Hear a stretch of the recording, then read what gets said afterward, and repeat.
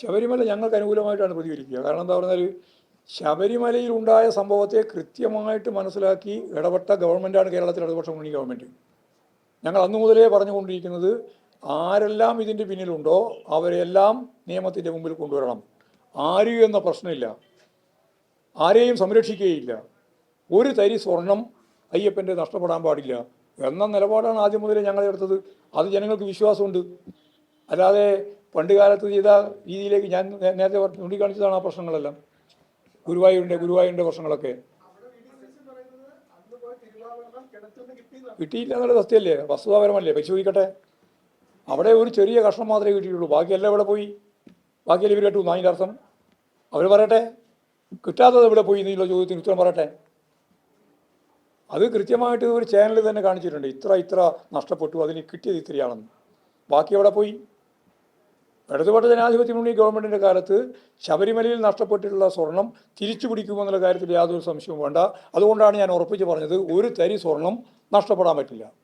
അതുപോലെ ആരാണോ കുറ്റവാളി, അവിടെ രണ്ട് പ്രധാനപ്പെട്ട പൂജാരിമാരെയാണ് പ്രതിയാക്കിയത്. അവരായിരുന്നില്ല എന്ന് പിന്നീട് അത് വ്യക്തമാക്കുകയും ചെയ്തു.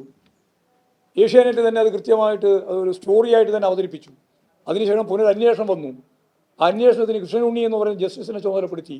അവർ ഫലപ്രദമായിട്ട് പരിശോധിച്ചു. അഴിമതി പൂർണ്ണമായിട്ടും കണ്ടെത്തി. ഒരു കുട്ടി അഴിമതികൾ അതിൻ്റെ ഭാഗമായിട്ട് കണ്ടെത്തി. പക്ഷേ സ്വർണം കണ്ടെത്താനായിട്ടില്ല, അന്നും കണ്ടില്ല. ഇതാണ് സംഭവം. അപ്പോൾ അവർ ഈ പറയുന്നത് ന്യായമായ രീതിയിലുള്ള ഫലപ്രദമായ രീതിയിലുള്ള ഒരു അന്വേഷണം അന്ന് നടന്നില്ല. ഇന്ന് അന്വേഷണം നടക്കുന്നത് ഫലപ്രദമാണ്. ആരായാലും അവർക്കെതിരായ നിലപാട് സ്വീകരിക്കും. ഒരാളെയും സംരക്ഷിക്കില്ല. പത്മകുമാറും ജയിലിലല്ലേ? പാർട്ടി ആവശ്യമായ നടപടി സ്വീകരിക്കുമെന്ന് ഞാൻ പറഞ്ഞില്ലേ. പിന്നെ അതിന് മേലെ പറഞ്ഞുകൊണ്ടിരിക്കേണ്ടെന്ന് നിങ്ങൾ നോക്കണ്ട. നിങ്ങൾക്ക് എന്താ താല്പര്യമില്ലല്ലോ, പാർട്ടിക്കല്ലേ താല്പര്യപ്പെടുന്നത്. ഞങ്ങളല്ലേ നിലപാട് സ്വീകരിക്കേണ്ടത്. ഇനിയിപ്പോൾ എന്താ സംരക്ഷിക്കാനില്ല? ജയിലിൽ കിടക്കുന്ന ആളെ വേറെ എന്ത് സംരക്ഷിക്കാനാ? ഞങ്ങളെ പാർട്ടിയെ സംബന്ധിച്ചിടത്തോളം പാർട്ടി സംഘടനാപരമായ നിലപാട് സ്വീകരിക്കും. പോരെ? ആ കുറേ നീണ്ടോട്ടെ, അതുകൊണ്ട് കുഴപ്പമൊന്നുമില്ല. അന്വേഷണമൊക്കെ തീരട്ടെ, അപ്പം നോക്കാം. കോൺഗ്രസ് എടുത്ത പോയ നിലപാട് ഞങ്ങൾ എടുക്കാൻ പോകുന്നില്ല. കോൺഗ്രസ് ആളെ പറ്റിക്കാൻ വേണ്ടി നടപടിയെടുക്കുക, എന്നിട്ട് ഉള്ളിലൂടെ ആളെ പറക്കിപ്പിക്കുക. ഇപ്പോഴും പുറത്താക്കാൻ നടപടിയെടുക്കുക, എന്നിട്ട് ഉള്ളിൽ കൊണ്ടുവരാൻ വേണ്ടിയുള്ള നിലപാട് സ്വീകരിക്കുക. ആ സമയത്തിൽ ഞങ്ങൾ പോവില്ല. ഞങ്ങൾ കൃത്യമായ നിലപാടുണ്ട്. പോരെ? അതൊന്നുമില്ല, അതൊക്കെ ഞങ്ങൾ തീരുമാനിക്കും. ഞങ്ങൾ അത് ഇന്നൊന്നുമല്ല. കൃത്യമായ അന്വേഷണം പൂർത്തിയാവട്ടെ. ഇപ്പോഴും അന്വേഷണം നടന്നുകൊണ്ടിരിക്കുകയാണ്.